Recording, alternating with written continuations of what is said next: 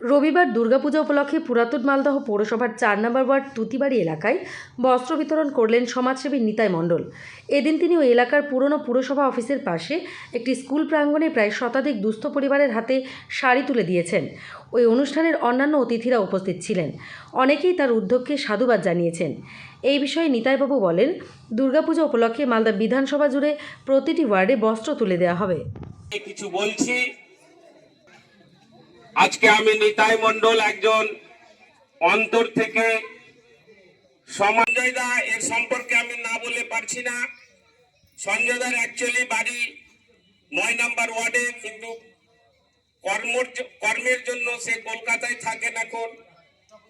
আমার এই সমাজ সেবার কাজ যে ফেসবুকে দেখে উনি উদ্বুদ্ধ হয়ে আমার সমগ্রভাবে পাশে আছি।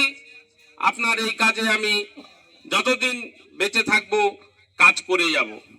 এখানে সবাইকে আপনাদের পেতাম সাপোর্ট করেছে, আমাদের সাপোর্ট করেছে। এই জন্য ওনাকে এখানে আছে সুরেন্দ্রনাথ সিল, যিনি আছেন, উনি আছেন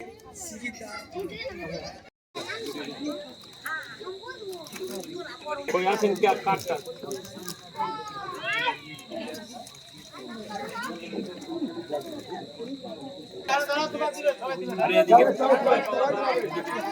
আচ্ছা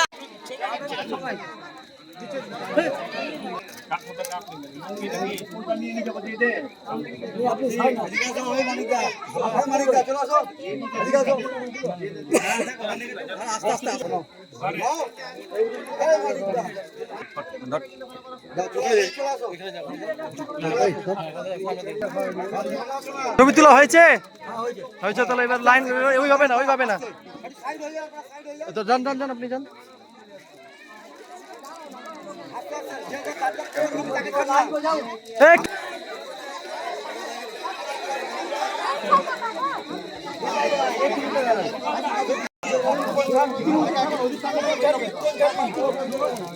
প্রথমে সবাইকে আমার নমস্কার।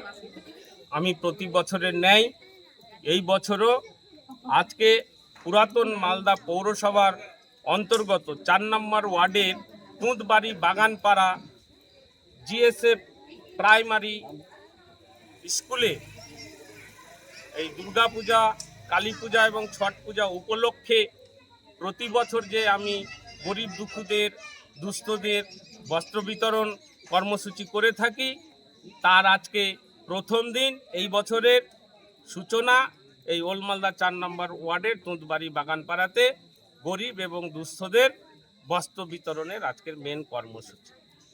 আজকে প্রায় ১০০-র ওপরে এখানকার গরিব দুঃখীদের বস্ত্র বিতরণ করার আমার প্রোগ্রাম আছে।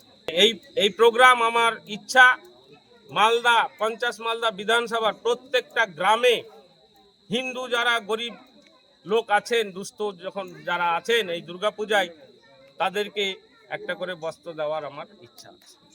ধন্যবাদ।